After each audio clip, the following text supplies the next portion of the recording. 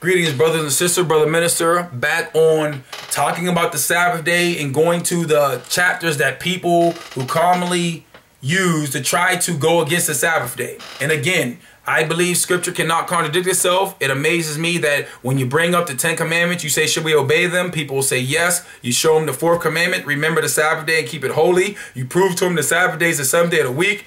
They come up with all kind of arguments, all kind of excuses and all that, and they run the scriptures and try to show scriptures. So when they use these scriptures, I'm going to show you where the error is at, where they use these scriptures. And the moment that they find this scripture, I would think that the moment they try to use this scripture and then I show them what it actually referring to, you wouldn't think they would go back to other scriptures, would you? You would think they would just accept it, or you think they would ask themselves, man, I used to believe that, now I'm wrong, so maybe I am wrong, maybe we do need to obey the 4th commandment of the 10 commandments.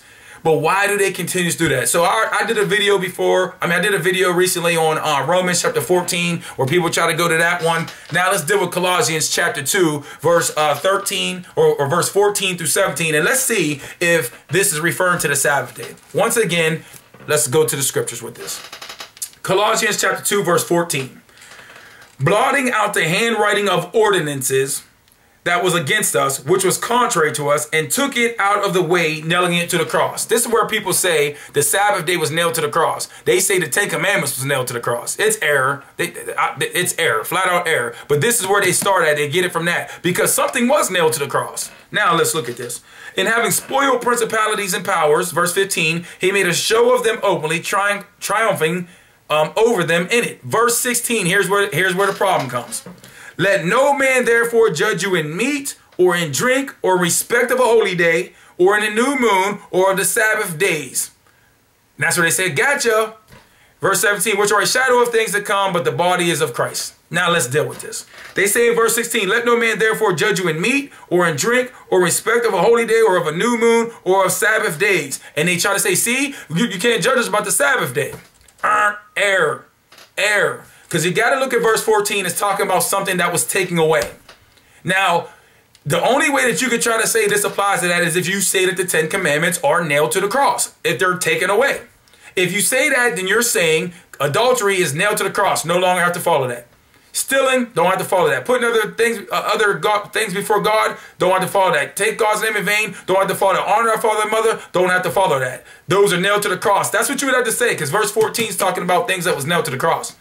Wasn't nailed to the cross. So let's deal with verse 16 and see what it's talking about. And let's see if those Sabbath days you're talking about is dealing with the 4th commandment. I just want to say on the onset right now, because most of you probably don't even know this, but there is a Sabbath day in the 10 commandments, part of God's moral laws, love laws of God. There's a Sabbath day, and then there's Sabbath days festivals. Sabbath day festivals, the festivals that we celebrated and that we brought lambs and sacrifices and all of that is nailed to the cross.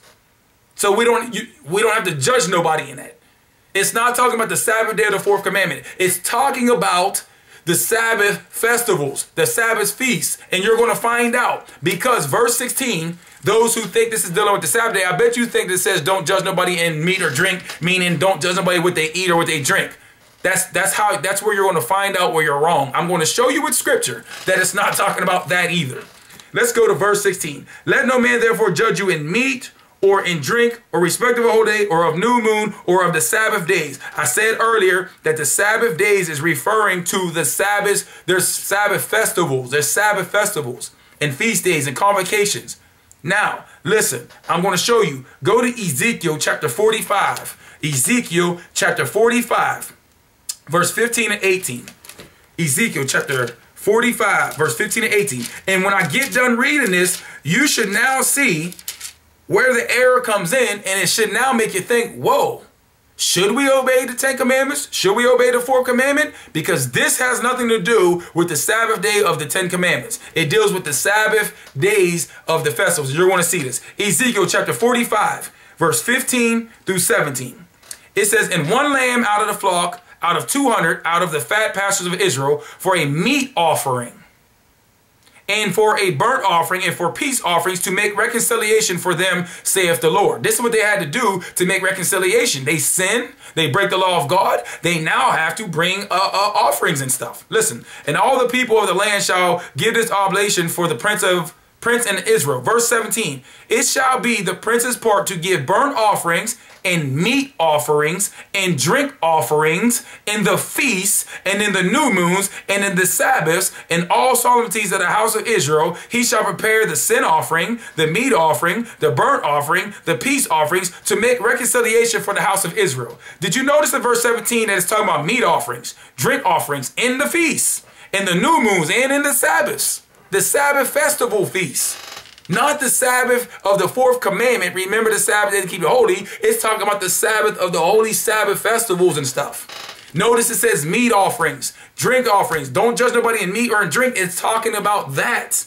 It's talking about that. You want to know why? Verse 17 says, because they were shadows of things to come. So for instance, if we had to offer up a lamb, that lamb represented Jesus Christ. It was a shadow. So when the way the system was set up, the Mosaic laws and the system that was set up in the sanctuary, all that, everything was pointing to Christ. It was a shadow. And when Christ came, he took down the wall of partition. He did all that. Those were shadows. The Sabbath day of the fourth commandment is not a shadow. It's a commandment of the 10 commandments. So, therefore, again, do you see now, when it's talking about meat or drink, it's talking about drink offerings, meat offerings, nothing to do with what you're talking about. The holy day, the new moons, monthly Sabbaths, and other Sabbath days, referring to the festivals. That's what it's all taught to. How do we know that? Because the festivals are shadows pointing to Christ. Now it's nailed to the cross. We don't have to do that. There is no temple that we have to go into. A high priest has to go inside the curtain. The curtain fell down once Christ did that. It's showing that we don't have to go through that system, that Mosaic system. We don't have to go through that system to reach to God now. That's what it's all saying. All of that was set up as a shadow. That has nothing to do with the 10 commandments, the moral laws of God, the love laws of God that God wrote with his finger, the ones that Jesus said not a dot of an I or a cross of a T shall be taken away from it. The one that he said that any man who teaches these and does them is going to be great in the kingdom, but any man who teaches not to do them, listen, Matthew chapter 5 verse 19, read it. Now that we dealt with that, that's the two main scriptures that are chapters that people try to use to try to say that the Sabbath day is done away with. I just showed it to you. Now that the scriptures there, I gave the examples. Listen, it's up to you now to rightly divide the word of truth, because now you're dealing with that I have told you the truth. One of us is in error. Now, if you do not keep the Sabbath day holy, according to James, if you break one of them, you break them all. Why is it that you believe you should obey 9 of them, but you won't obey this? The reason why is because you're stuck in tradition. You're in tradition because you know you actually sanctify the first day of the week. And I'm going to touch on that and make a video on that too. Just about Sunday, period. And then you just can check it out and then see if it matters. See if it really matters. Does it matter to God? If every day is the Sabbath day, why didn't God tell us that? Why did he sanctify the 7th day if it wasn't important? Why does he say he's the Lord of the Sabbath? He didn't say, hey, guess what? I am the Sabbath.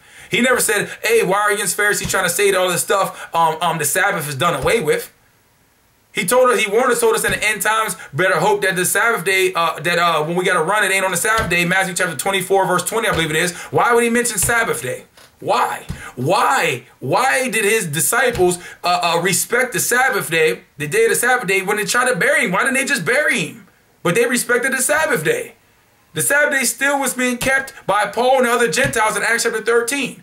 Why are you people so against the Sabbath day? Why? It deals with honor. It deals with love.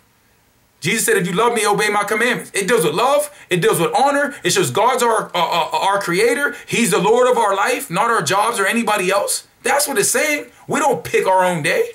That's deep. Well, I dealt with Colossians. On the other video, I dealt with Romans 14. All you people who have heard me preach about this 10 commandments, are you still saying that we don't have to obey the 4th commandment? Now, these are scriptures that just went to and I used it. It's sad if you will reject this truth. Hosea says that my people are destroyed for lack of knowledge because they have rejected the truth. Matter of fact, let me go to that. I want to read the whole thing. It's deep. Hosea chapter 4, verse 6. Now listen to this. I did my part. Hosea 4:6. My people are destroyed for a lack of knowledge. because thou hast rejected knowledge, I will also reject thee, that thou shalt be no priest to me. Watch this. Seeing thou hast forgotten the law of thy God, I will also forget thy children. You'll see me making a warning video just based off of that scripture here pretty soon. God bless you.